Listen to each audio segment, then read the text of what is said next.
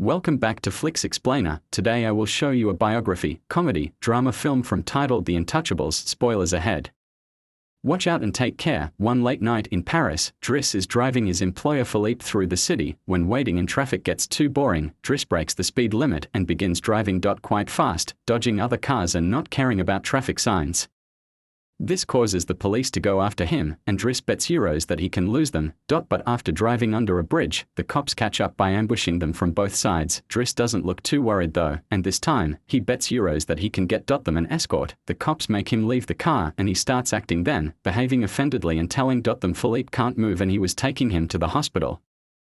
The officers find proof of this when they find the wheelchair in the truck and, when approaching Philippe, they see him convulsing, which is also an act, seeing as it's an emergency. The cops forgive Driss for breaking the speed limit and offer themselves as escorts on his way to the hospital. To celebrate winning the bet, Driss plays September by Earth, Wind and Fire, and when they arrive at their destination, he shares a smoke with Philippe as soon as the cops are gone. Driss promises he'll handle it and drives them away just before the hospital staff could find them. This friendship began many months ago. Philippe and his assistant Magali are holding interviews to find a new caretaker for him. But it isn't going too well, because all applicants have very standard or awkward answers to their interview questions. But they are suddenly surprised when Driss storms in, ignoring the fact it isn't his turn quite yet, because he only wants some papers to be signed saying they won't hire him so he can get the unemployment benefits. He's blunt and a little rude, even hitting on Magali, but Philippe finds him amusing and asks him to come back the next day for his signed papers.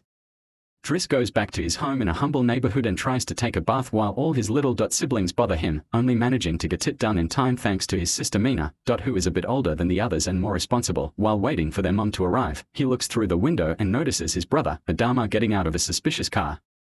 When the boy enters the apartment, he just says he was at school and leaves again after grabbing his bag, causing Driss to be even more sure that he's up to something. In the evening, his mom arrives and he gifts him a Fabergé egg he stole and tells her he's been away on vacation. When she asks, she isn't happy to see him though, because he disappeared for 6 months and never called. And now he's shown up out of nowhere as if her home was a hotel.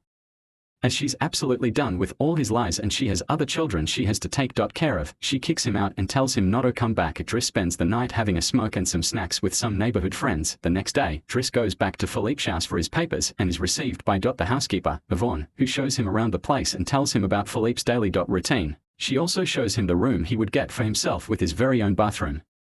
Driss can't help staring at the bathtub before he's dragged to see Philippe, who offers the signed sheet of paper but also a job opportunity. Driss accepts the 1-month trial and Philippe tells him he bets he won't last 2 weeks. After bringing his things to his room, Driss is taught how to take care of Philippe. He must learn how to keep his legs stimulated, how to put him in the wheelchair, how to help him shower and change his clothes. Things get awkward when Driss discovers he must put on him some high stockings and even clean his butt after Philippe uses the bathroom, but no matter how much he complains and says he won't do those chores, he ends up accepting them as part of his job. Later in the evening, while he's enjoying a snack on the roof, he's interrupted by Philippe's daughter Eliza and her boyfriend Baston, who are looking for a private place to make out, and he kicks them both out after refusing to share his beer. Driss quickly gets used to the daily routine with Philippe, even if at first he does make some mistakes he learns from, like handing the phone to Philippe instead of putting it on his ear or forgetting the baby monitor while having a bath. He also learns to organize his mail in different folders, most of the letters he opens for Philippe, but there's a series of private ones he isn't allowed to look at. When he finds a flyer promoting female escorts, he decides to start a file just for those. Instead of throwing them in the trash as Philippe says, it's not all work in this new life though. Driss still makes sure to have a good time. He keeps trying to hit on Magali to no avail, and sometimes calls escorts to join him in bed. One morning, after Yvonne comes to his room to scold him for being late, she finds some dangerous weapons in his bag, but she doesn't comment on them yet. Driss' work today is to drive Philippe around, but he refuses to put him in the back of a van as if he was cargo, so instead he takes him on one of the fancy cars that don't see much use. Philippe, who first thinks this isn't suitable and says they should be pragmatic, is soon getting excited at the idea of a faster, less boring ride, although Yvonne still disapproves. When they try to leave the building, there's a neighbor parked at their entrance ignoring the sign on the door that says it's forbidden. Driss wastes no time and goes after the guy, grabbing him by the front of his shirt and threatening him until he moves the car. Philippe is impressed by his actions, but Yvonne, once again, disapproves. The pair goes to a museum, where Philippe is planning to buy a piece of artwork that Driss considers not worth the money because it's just a red blotch on the canvas. Afterward, Philippe meets with a relative of his, who tells him everyone is worried about Driss since he can be violent. He's also discovered he has a criminal record, but Philippe doesn't care. He appreciates Driss because he doesn't pity him and doesn't mind joking around with him. After another failed attempt at hitting on Magali, Driss has dinner with Yvonne in the kitchen while listening to Philippe dictate a letter to Magali claiming it's a private conversation. Yvonne turns off the baby monitor and proceeds to explain what's going on. Philippe is pen pals with a woman called Eleanor. Those are the dot letters he didn't let Driss open, but he's never met Eleanor in person. Their relationship is purely epistolar. Speaking of love, Driss teases Yvonne for the looks the gardener gives her all the time. Before going to bed, he's trying to sleep when he hears some weird sounds coming from the baby monitor. Philippe is having trouble breathing. Not being capable to ignore him even if Hetries, Driss goes to his room and gently guides him through the attack with soothing words and a wet cloth to wipe his face. Philippe eventually falls asleep, only to wake up again moments later, saying he needs air. This time Driss doesn't hesitate. He puts Philippe on the wheelchair, covers him with blankets and takes him out for a stroll by the river. This is the first time Philippe has seen Paris at night in a long time, and now he's more relaxed. He explains to Driss that the medicine can only do so much and he sometimes experiences phantom pain when they see some girls walking by. Philippe also confesses he isn't capable of pleasuring a woman because of his situation, but he still can enjoy some satisfaction when he gets his ears massaged because they are sensitive zones. When the phantom pain threatens to appear again, Driss shares one of his joints with Philippe, who is skeptical at first but ends up loving it. Afterward, they go to a restaurant where they joke around while sharing a meal, and Philippe decides to share more of his story. He met his wife when they were students, and shortly after they got married, she had 5 miscarriages and was diagnosed with an incurable, terminal illness. That's when they adopted Eliza. Philippe has always loved competitions, extreme sports, and speed, and a paraglider gave him that. It was during a paragliding session that bad weather caused him to crash and break his vertebrae, although he still thinks his real handicap isn't the chair but living without his wife. After joking around some more, Philippe remembers the date and realizes Driss has passed his 1-month trial, so he's now officially hired.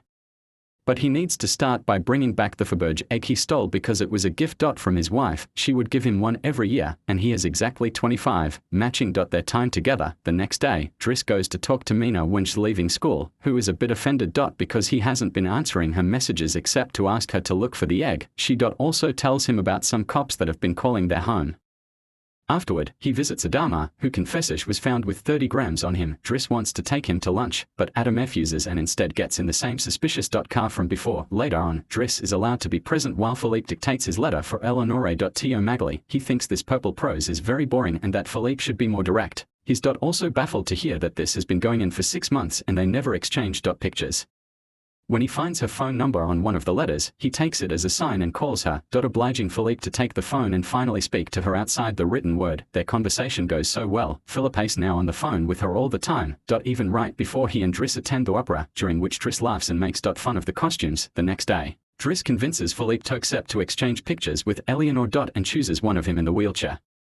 Afterward, while he's painting, Eliza bursts into his room to ask him for cigarettes and makes fun of him for trying to be artistic. Getting angry, he kicks her out before going to see Philippe, who is currently asking Yvonne to change the chosen picture for one of him when he wasn't quadriplegic. She hides the picture inside the escort file right before Driss burst in, complaining about Eliza and telling Philippe he needs to discipline her, something Yvonne agrees with. Philippe agrees to talk to her, but is mostly surprised when Driss lets it slip that he's been painting. Days continue to pass, and the friendship between Philippe and Driss continues to grow. Driss takes him to play in the snow and brings him with him when he goes out for a run. Philippe gets him his first suit and scolds his daughter while Driss listens to him through the baby monitor. When Driss finishes his first painting, he shows it to Magali, who slaps him when he tries to kiss her. Philippe, however, likes the painting and promises he'll try to sell it. The two of them have a great time with each other, enjoying things like getting a faster car, sharing joints, and even hiring escorts together. When Philippe's birthday comes, he isn't very excited about it. Every year, he pretends to be surprised Thathery throwing a party and has to meet with all these relatives that only come to see him on the date to check he's still alive. Philippe says it'll all be rather boring.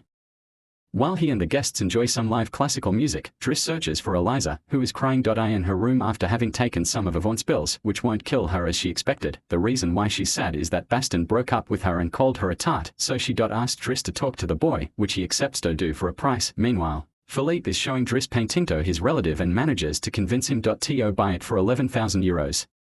Driss goes back to the dining room and chats with Yvonne, who tells him Magali is in a relationship with someone named Fred, but things are rather rocky at the moment, giving Driss hope. As the party begins to die down, Philippe makes Driss listen to some of the most important songs in classical music history, but he can only jerk in response. After the band is done, he brings his iPod and plays Boogie Wonderland by Earth, Wind and Fire before he starts dancing right in the middle of the floor.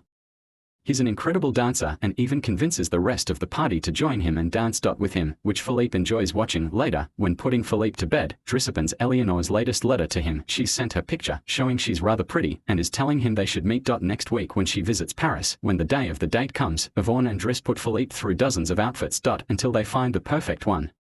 And since it's Yvonne the one that will take Philippe to the date, Driss uses his day off to visit Baston and threatens him until the boy accepts to apologize to Eliza and to bring her croissants every day. He also asks him to fix his hair. Afterward, he visits his mother at work, but only to watch her from afar. At the restaurant, Yvonne and Philippe are waiting for Eleanor, who is very late. After waiting for an hour, Philippe gives up, calls Driss to ask him to take him away, and then leaves the restaurant without noticing Eleanor is arriving at the same time. That same night, Philippe takes Driss with him in his private plane and gives him the money he got for selling the picture, making him immeasurably happy. They make it to the countryside the next morning, and Philippe decides to go paragliding, dragging Driss with him as well. Driss doesn't want anything to do with it, but after initially freaking out, he ends up enjoying the experience. When they return home, Adama is there waiting for Driss and gets scolded when he sees the scars on his face. Adama will still not tell Driss what's happening in his life though, so Driss makes him wait in his room while he calls Mina to tell her not to worry and goes to put Philippe to bed. Philippe, however, isn't sleepy yet. After making Driss look at a painting with him, he asks him about his family, which Driss at first doesn't want to talk about, but eventually gives in. It turns out Adama technically isn't his brother and his parents aren't actually his parents. They are his aunt and uncle. They fetched him from Senegal when he was 8 because they couldn't have kids, and his real name is Bakari Baisari. But because other kids had that name, they called him Driss, and that became Driss. One day, his aunt miraculously was able to conceive, and after his uncle died, there were other men and more kids as well. In the same way Driss had talked to him about Eliza, Philippe points out that Adama needs discipline, so he fires Driss so he can bet here with his family because he can't spend his whole life taking care of an old man. The next morning, after Baston has brought his daily croissant while wearing a better header, Driss packs his bags and gets ready to go.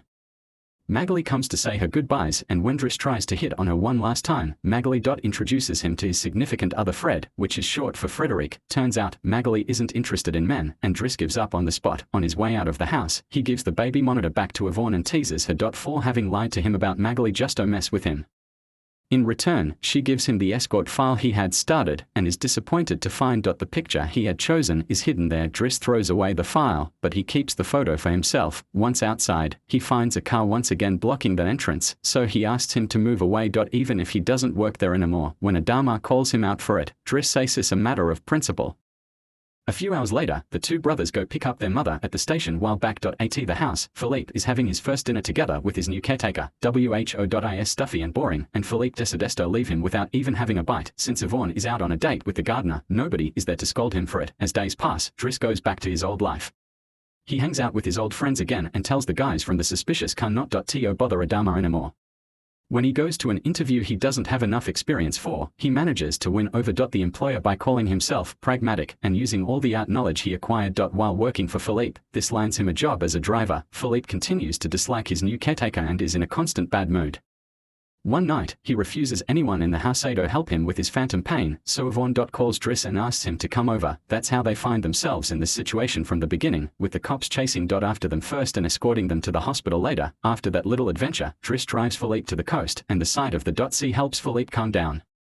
Sometime later, Driss takes care of Philippe's overgrown beard before taking him to a restaurant for lunch, but he doesn't stay, because someone else will be making Philippe company today. Driss wishes him luck and finally gives him back his egg before leaving, and Philippe starts worrying about being alone until he sees who his date is, Eleanor, who is delighted to see him and doesn't mind the chair at all.